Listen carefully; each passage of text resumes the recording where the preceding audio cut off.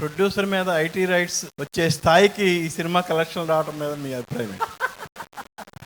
ఇందా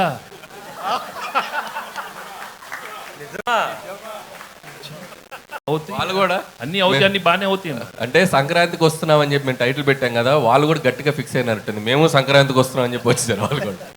కాదు అనిల్ గారు, పాపం మీ ప్రొడ్యూసర్ ఏమో బాధలు ఉంటే మీరు సక్సెస్ చేసుకోవడం కరెక్ట్. మా ప్రొడ్యూసర్ బాధలో లేరండి. ఇండస్ట్రీలో చాలా మంది మీద జరుగుతున్నాయి రైట్స్, ఆయన ఒక్కడి మీద జరగట్లేదు. అండ్ ఇట్స్ టూ చాలా ఇది ఒక ప్రాసెస్లో భాగమే. ప్రతిసారి 2 ఏళ్ళకి ఒకసారి 3 ఏళ్ళకి ఒకసారి ఇండస్ట్రీ మీద కానీ బిజినెస్ సర్కిల్స్లో కానీ ఐటీ రైట్స్ జరగడం సర్వసాధారణం.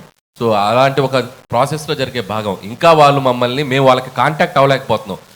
ఎవరో డ్రైవర్స్ నుంచి దొంగచాటుగా అక్కడక్కడ పట్టుకుని, సార్ మేము ఇలాంటివి చేస్తున్నాం అంటే రాజుగారు ఒకటే చెప్పారు, మేము వచ్చినా రాకపోయినా మీరు ప్రమోషన్స్ కానీ ఇంట్రాక్షన్స్ కానీ ఏవి ఆపొద్దు, ఈ సినిమా విజయాన్ని ప్రజల మధ్య మీరు పంచుకుంటూనే ఉండని వాళ్ళ క్లియర్ ఇన్స్ట్రక్షన్ మాకు ఉంది. కాబట్టి హ్యాపీగా మేము మా పనిలో మేము సినిమా గురించి, ఇదేదో మా పర్సనల్ ఇది కాదు, సినిమా కోసం జస్ట్ కేమ్ హియర్. సుకుమార్ ఇంట్లో జరుగుతుంది, మీ ఇంటికి కూడా వస్తారా?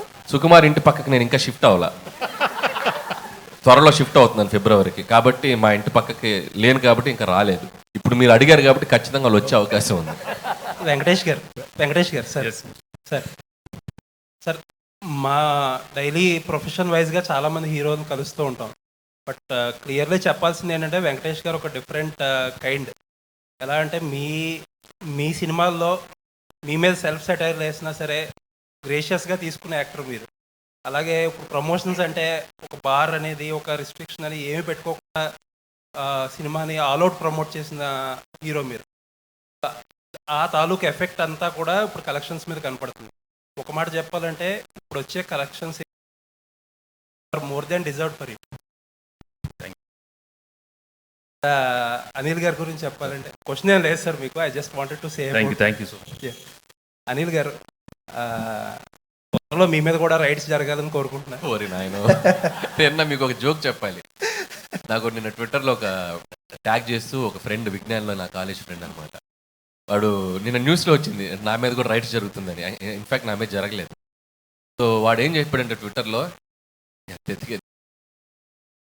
నాతో ఉంటూ మా పక్కనే చదువుకుంటూ ఐటీ రైట్స్ జరిగే స్థాయికి ఎదిగిపోయావా అన్నాడు.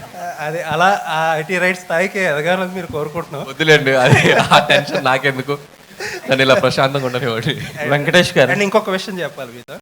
మనం ఇంటర్వ్యూ చేసినప్పుడు లాస్ట్ టైం నేను ఒక మాట అన్నా, ఒక డిఫరెంట్ టైప్ ఆఫ్ మీకు ఒక సెపరేట్ సెక్షన్ ఆఫ్ ఆడియన్స్ ఉన్నారు.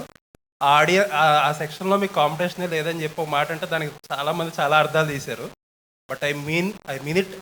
ఆ సెక్షన్లో మీకు ఆడియన్స్ ఉండబట్టే ఆ సెక్షన్ ఆడియన్స్ మీ సినిమాలకే కదిలి సినిమాకి వచ్చి ఇంత పెద్ద హిట్ చేశారు. కరెక్ట్, మీరు మీ స్టేట్మెంట్ మీరు ప్రూవ్ చేసేసారు.